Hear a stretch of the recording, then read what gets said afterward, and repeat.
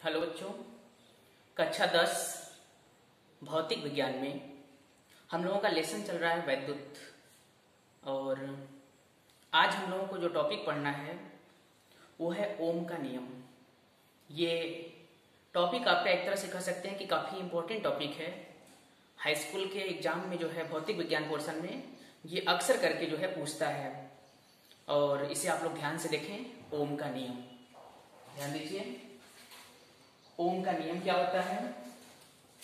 तो ओम ने बताया कि अगर किसी चालक की भौतिक अवस्था नियत हो, यहां भौतिक अवस्था का तात्पर्य है चालक के ताप, दाब इत्यादि से, उसका टेम्परेचर, प्रेशर, जब ये सब कांस्टेंट रहता है, स्थिर रहता है, तो चालक के सिरों पर जो हम विभवांतर लगाते हैं वो चालक में प्रवाहित धारा के समानुपाती होता है, यानी डायरेक्ट प्रोपोर्शनल होता है।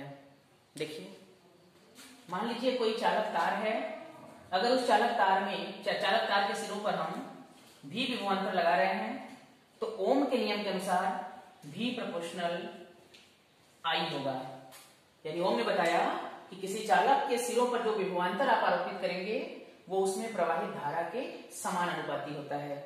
इसका अर्थ ये हुआ कि अगर आप वोल्टेज का मान बढ़ाएंगे तो उसमें प्रवाहित धारा भी बढ़ेगी, और इसका मान अगर आप घटाएंगे तो उसमें प्रवाहित धारा भी घटेगी। ठीक है, इसका अर्थ ये होता है। तो ध्यान से सुनिए, आपको बताना कैसे ओम का नियम। यदि किसी चालक की भौतिक अवस्था नियत हो, यहां आपको ये वर्ड बोलना बहुत जरूरी है। तो चालक की भौतिक अवस्था नियत हो तो चालक के सिरों पर आरोपित विभवांतर उसमें प्रवाहित धारा के समानुपाती होता है। ठीक है, अब देखिए, जब हम लोग ये समान अनुपात का चिन्ह हटाकर बराबर का चिन्ह लगाते हैं तो एक नियतांक लगाते हैं। यहां पर हम लोग नियतांक लगाएंगे R और ये I। ठीक है, यहां पर R जो है ये आपका है नियतांक, और इसे हम लोग कहते हैं चालक का वैद्युत प्रतिरोध। इसे हम लोग कहते हैं चालक का वैद्युत प्रतिरोध। अब ध्यान दीजिए, अगर हम वैद्युत प्रतिरोध का फार्मूला यहां से देखें तो आपका हो जाएगा वैद्युत प्रतिरोध R बराबर V अपान I।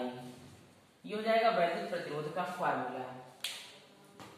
अब बच्चों, ये वैद्युत प्रतिरोध क्या है ये ध्यान दीजिए।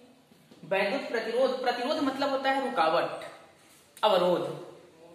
तो आप समझ लीजिए कि अगर किसी चालक तार में धारा बह रही है, तो जब धारा बहती है चालक तार में तो उस धारा के मार्ग में जो रुकावट उत्पन्न होता है तार के भीतर, उसी को हम लोग कहते हैं प्रतिरोध। यानी प्रतिरोध किसी चालक का एक गुण होता है जो चालक में प्रवाहित धारा के मार्ग में रुकावट उत्पन्न करता है, अवरोध उत्पन्न करता है।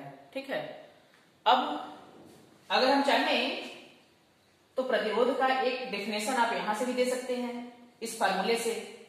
फार्मूले से कैसे देंगे भाई प्रतिरोध का डेफिनेशन? बोलेंगे किसी चालक पर आरोपित विभवांतर यानी V तथा उसमें प्रवाहित धारा I का जो अनुपात होता है, इसे हम लोग कहते हैं चालक का वैद्युत प्रतिरोध। आप देख रहे हैं यहां पर। अब ओम का नियम आपने भी बताया कि किसी चालक की भौतिक अवस्था नियत होने पर चालक के सिरों पर आरोपित विभवांतर उसमें प्रवाहित धारा के समानुपाती होता है। ये आपने ओम का नियम बताया। तो आप चाहें तो ओम का नियम इस तरह से भी बोल सकते हैं कि किसी चालक की भौतिक अवस्था नियत होने पर चालक के सिरों पर आरोपित विभवांतर तथा उसमें प्रवाहित आवेश का अनुपात जो होता है वो नियत होता है। नियत यानी नियतांक होता है, और इस नियतांक को हम लोग क्या करते हैं, उस चालक का वैद्युत प्रतिरोध करते हैं। तो बच्चों, ओम के नियम को आप इस प्रकार भी बता सकते हैं दूसरी भाषा में। ठीक है, अब देखिए यहां पर आपने वैद्युत प्रतिरोध जो देखा, इस वैद्युत प्रतिरोध का जो मात्रक होता है वो अगर आप फार्मूले से मात्रक निकालते हैं तो V का मात्रक होता है वोल्ट बटा है तो प्रति, I का मात्रक होता है एम्पियर। तो वोल्ट प्रति एम्पियर आप बता सकते हैं वैद्युत प्रतिरोध का मात्रक, लेकिन इसके साथ साथ इसका एक मात्रक ये होता है ओम। ओम ऐसे बनाते हैं सिंबल। ठीक है, तो ओम इसका जो है मात्रक अक्सर हमेशा लिखा जाता है जगह। ठीक है। अब देखिए ओम के नियम का सत्यापन हम कैसे करेंगे, अगर लैब में हमें ओम के नियम का सत्यापन करना हो तो कैसे हम करेंगे उसको देखिए।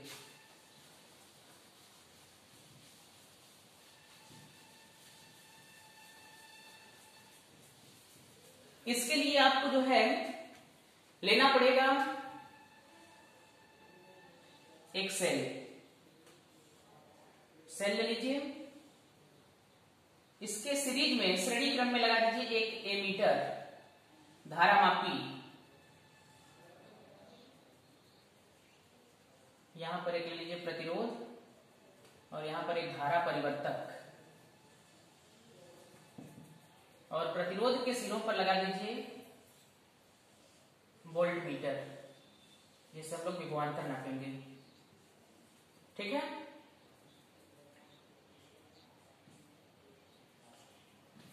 अब देखिए ये आपका है धारा परिवर्तक। अब हम लोग दो कॉलम बनाएंगे, ओम के नियम का सत्यापन कर रहे हैं हम लोग।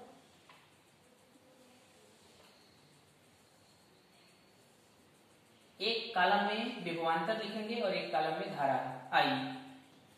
अब हम लोग अपना प्रैक्टिकल शुरू करेंगे, मतलब सत्यापन का तरीका देखिए क्या है। सबसे पहले हम लोग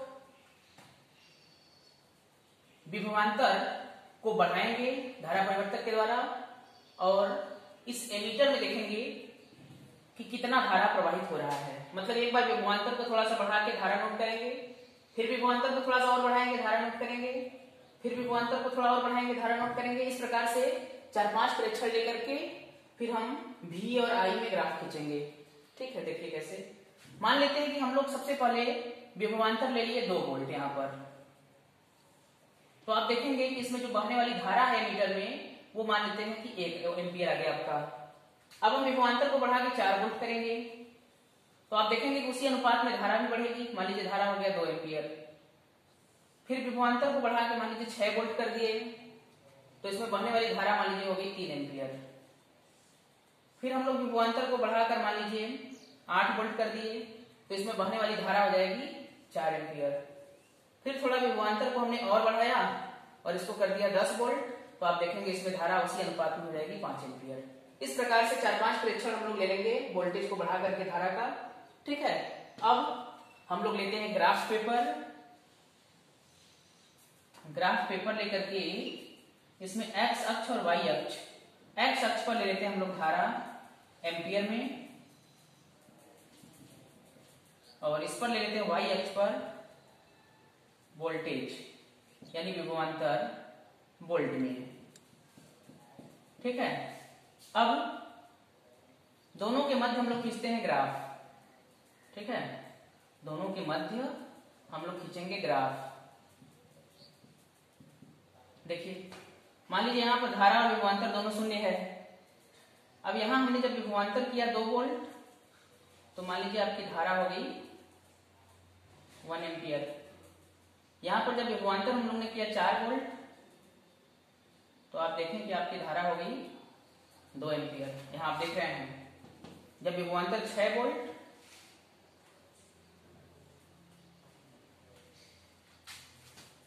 विभवांतर जब हमने किया 6 वोल्ट तो हमारी धारा हो जाती है 3 एम्पियर। अब विभवांतर जब हमने किया 8 वोल्ट तो हमारी धारा हो गई यहाँ पे 4 एम्पियर। और जब हमने विभवांतर किया 10 वोल्ट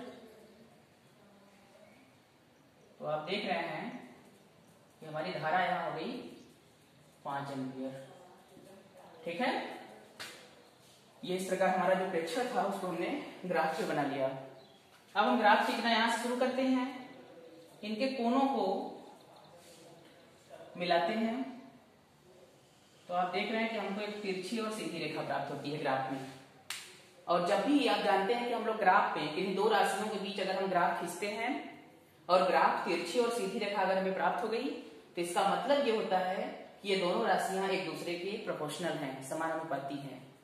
तो तिरछी रेखा आपने प्राप्त किया अभी विभवांतर धारा ग्राफ खींच करके, तो ये तिरछी रेखा सीधी और तिरछी रेखा ये प्रूफ करती है कि आपका जो विभवांतर है वो उसमें बहने वाली धारा के समान अनुपाती है। और यही आपका ओम का नियम था कि किसी चालक की भौतिक अवस्था नियत होने पर उसके सिरों पर आरोपित विभवांतर उसमें प्रवाहित धारा के समानुपाती होता है। तो इस प्रकार से हमारा सत्यापन हो गया ओम के नियम का। तो बच्चों आज इस वीडियो में आप लोगों ने पढ़ा ओम का नियम। तो आज की वीडियो में बस इतना ही, और आगे का वीडियो आपको जो है आपका टॉपिक नेक्स्ट वीडियो में आपको बताएंगे।